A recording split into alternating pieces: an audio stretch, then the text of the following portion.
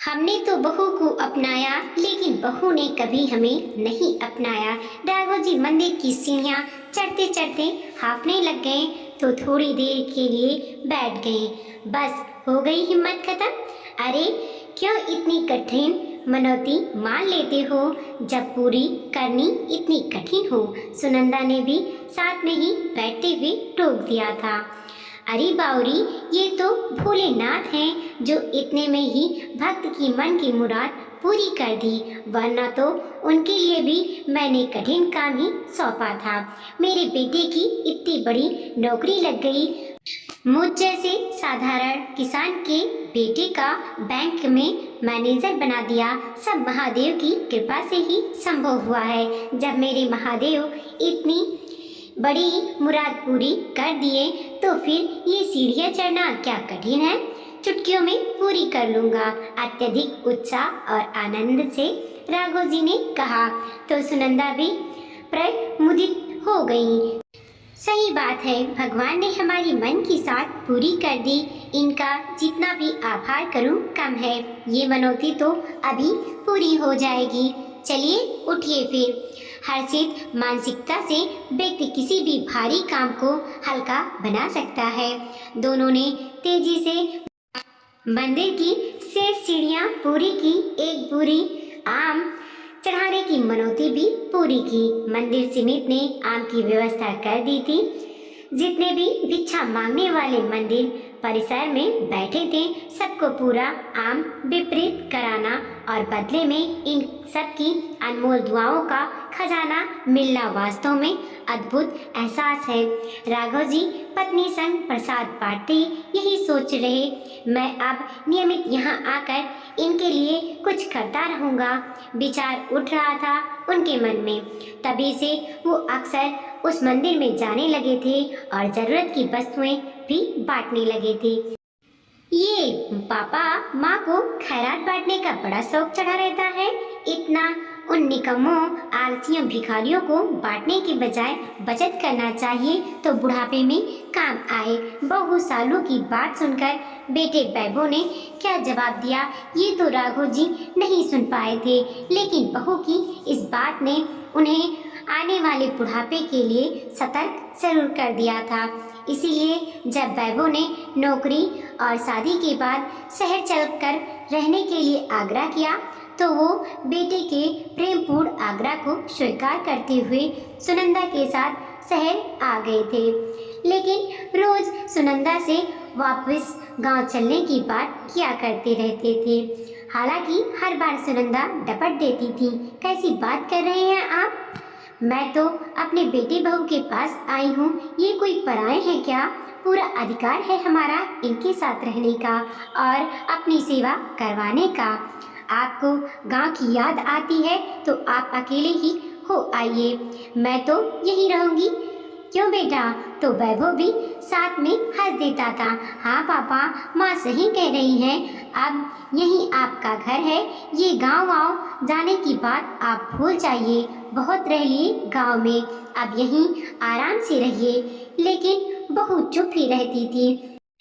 जिस तरफ सरल हृदय सुनंदा का कभी ध्यान नहीं जाता था। चुप्पी भी बड़े मजे की चीज होती है। हमने तो कुछ कहा ही नहीं पर सब कुछ जाहिर भी कर दिया है ना। अद्भुत। एक दिन सुनंदा किचन में चाय बनाने गई तो उसे दूध कहीं नहीं मिला। सालू से पूछने उसके कमरे की तरफ गई तो वो फोन पर किसी से बातें कर रही थी। सुनंदा वापस लौटने ही वाली थी कि सालू की बातें से उसके पैर थम गए। हाँ माँ, आज से दूध बंद कर दिया मैंने। घड़ी घड़ी चाय चाय, ये लोग तो यही डट गए हैं, गांव जाने का तो नाम ही नहीं लेते। मैंने तो सोचा था 2-4 महीने रहकर चले जाएंगे, 6 महीनों से ज़्यादा हो गए हैं। भूल ही गए हैं कि इनका घर यहाँ नहीं वहाँ गांव में है। इनका क्या अधिकार है इनका यहाँ पर? सारी दिक्कत हो रही है मुझे। मेरा कमरा इन लोगों को दे दिया था मैंने ये सोचकर कि वैभव के मम्मी पापा हैं, यहाँ आए हैं, कोई कष्ट ना हो, आराम से रह ले। कुछ दिनों बाद तो चले ही जाएंगे, लेकिन कुछ ज़्यादा ही अच्छा लगने लगा है। लगता है। मैं क्या करूँ माँ, तुम ही बताओ। मेरी किटी पार्टी की सहेलियाँ यहाँ नहीं आ पाती हैं। उन्हें स्वतंत्रता नहीं महसूस होती इन लोगों की उपस्थिति में। मैं भी वे रोक टोक आना जाना नहीं कर पाती हूँ। ऐसा लगता रहता है ये दोनों मुझ पर ही नजरें रखे रहते हैं। बताओ, अपने ही घर में मैं अधिकार पूर्वक नहीं रह पाती। सुनंदा से आगे कुछ सुना नहीं गया।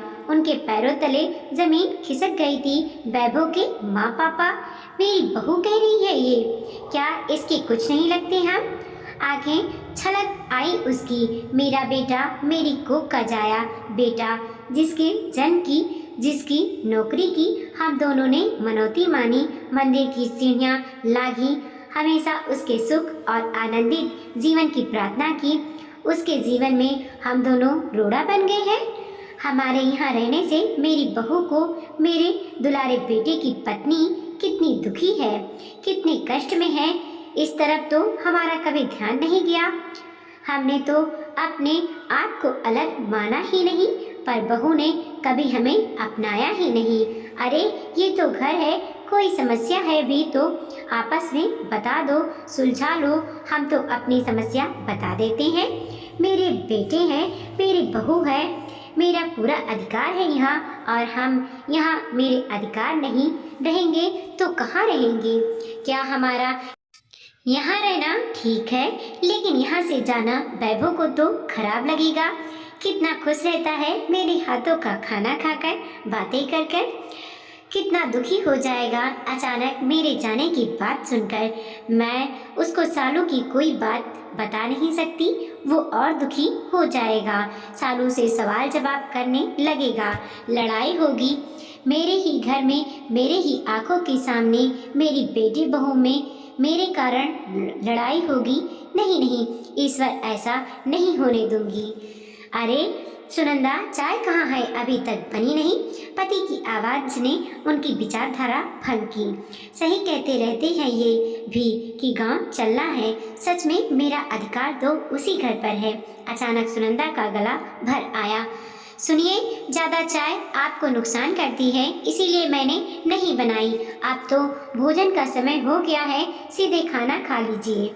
सुनंदा ने बड़ी मुश्किल से अपने आप को संभालते हुए कहा तो राघव जी उसकी बात करने की टोन से समझ गए कि कुछ गंभीर बात हो गई है।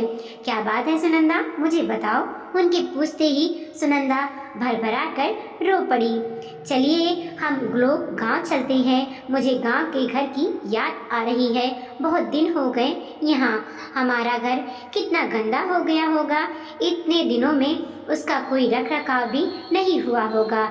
चलिए मैं आज ही अभी ही तैयारी कर लेती हूँ, कहकर सुनंदा और ज़्यादा बिना बोले सामान समेटने लग गई थी। और राघव जी जैसे सुनंदा के बिना कुछ बताए भी उसके दिल का दुख समझ गए थे और बिना कुछ बोले सामान व्यवस्थित करने में उनका सहयोग करने लगे थे। शाम को वैभव के आने तक दोनों ने तैयारी कर ली थी। वैभव हक्का बक्का रह गया माँ की जाने की तैयारी देखकर। ये क्या माँ, आपने तो मुझसे पूछा तक नहीं, कहाँ तक नहीं, और अचानक जाने की तैयारी भी कर ली। क्यों माँ, सालू ने कुछ कहा है क्या? क्या कोई बात आप लोगों को बुरी लगी है क्या? वैभव को तो विश्वास ही नहीं हो रहा था कि माँ मुझसे दूर जाने की सोच सकती हैं। अरे नहीं बेटा, क्या क्या सोचता है तू भी। सालू मेरी तो बहुत अच्छी बहू है, इतना ख्याल रखती है हम दोनों का, दिन भर किसी चीज़ की कमी नहीं रहने देती है, खुद परेशान हो जाती है हम लोगों के कारण। वो तो आज अचानक गांव के घर की बहुत याद आ गई। इतने दिन यहाँ बीत गए पता ही नहीं चला। हम लोग तो थोड़े दिनों के लिए ही आए थे, हमेशा थोड़ी ही यहाँ रहना है। राघव जी ने बात संभालते हुए कहा और सुनंदा की तरफ देखते हुए बोले, इसे तो मैं ही जबरदस्ती ले जा रहा हूँ, इसके बिना मेरा काम कैसे चलेगा? अकेला तो मैं नहीं जा सकता। वहाँ सब दुरुस्त करके फिर आ जाएंगे यहाँ जब भी मन करेगा। आज बिना कहे ही सालू तुरंत सबके लिए बढ़िया चाय बनाकर ले आई थी। हाँ हाँ पापा, और क्या, ये भी घर ही है आप लोगों का, पर वहाँ गांव में भी तो देखना पड़ेगा ना। जरूरी भी है वहाँ जाकर देखना। सालों की बात पर सुनंदा जी तो कुछ नहीं कह पाई, लेकिन वैभव जैसे सब समझ गया था। माँ, इतनी जल्दी अपने अधिकार को त्याग दिया आपने। मेरे इस घर पर, नौकरी पर, सुविधाओं पर पहला हक आपका ही है। आपने जन्म ही नहीं दिया होता तो मेरा तो अस्तित्व ही नहीं होता। हाँ बेटा, तू ठीक कह रहा है। ईश्वर का बहुत आशीर्वाद है हम पर, लेकिन अब कौन सा अधिकार बेटा। संतान प्राप्ति का इतना बड़ा अधिकार हमें मिला, फिर उसका पालन पोषण अपने तरीके से अपनी इच्छा मुताबिक करने का पूरा अधिकार हमें मिला, और हमने पूरी स्वतंत्रता और अधिकार से इसका उपभोग किया। जो तेरे पैदा होने की खुशी, घुटने चलने की खुशी, पहली बार माँ पापा बोलने की खुशी, खड़े होने, दौड़ने, अपनी बातें कहना, पहली बार रोते हुए स्कूल जाना, हर कक्षा में तेरे रिजल्ट की आतुर प्रतीक्षा, कॉलेज में प्रवेश, तेरी नौकरी, तेरी शादी, अनगिनत सुनहरे खुशी के यादगार पल हमें हमेशा अपने अधिकार की ही स्मृति सजीव करवाते हैं। अब तो कर्तव्य पालन का समय आया है। हम लोगों के लिए जिन अधिकारों का पूर्ण उपयोग करते हुए तुझे काबिल बनाया, अब तेरे आगे की जिंदगी इसी तरह खुशहाल और संपन्न बनी रहे, इसका ख्याल रखना ही अब हम दोनों का परम कर्तव्य है। यहाँ आकर मन को पूरी तसल्ली हो गई। अब हमें हमारा कर्तव्य करने दे। जब अधिकारों का उपभोग किया है तो कर्तव्य भी निभाने हैं। राघव जी ने बहुत शांत और संयत लहजे में अपनी बात कह दी। वाह पापा, आपने अपने अधिकारों का उपभोग तो अपनी मर्जी से कर लिया। मुझे पढ़ाया लिखाया, नौकरी लगवाई, काबिल बनाया। ये सब आपके अधिकार थे जो ईश्वर ने आपको दिए थे। ठीक है, तो फिर मेरे अधिकारों का पालन भी मुझे अपनी मर्जी से करने दीजिए।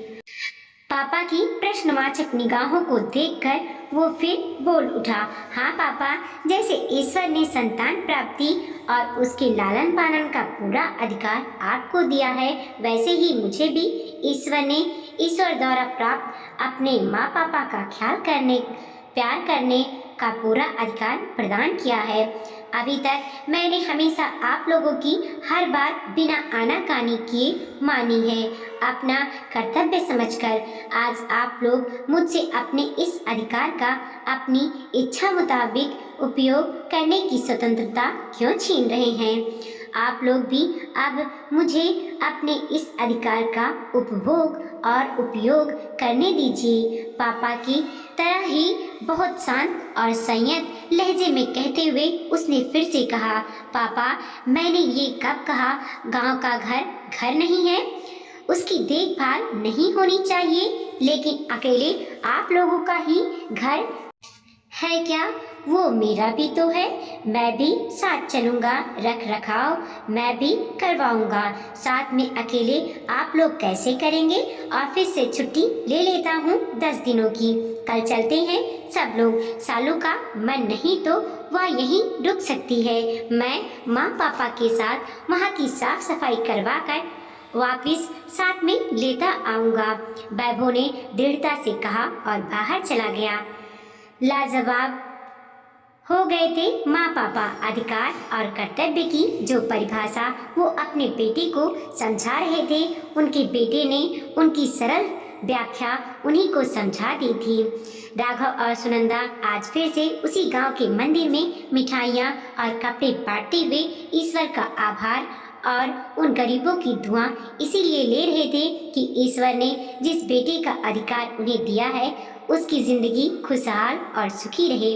वीडियो को लाइक कीजिए, कमेंट कीजिए और अपने दोस्तों के साथ जरूर शेयर कीजिए। चैनल पे नए हैं प्लीज़ सब्सक्राइब कीजिए।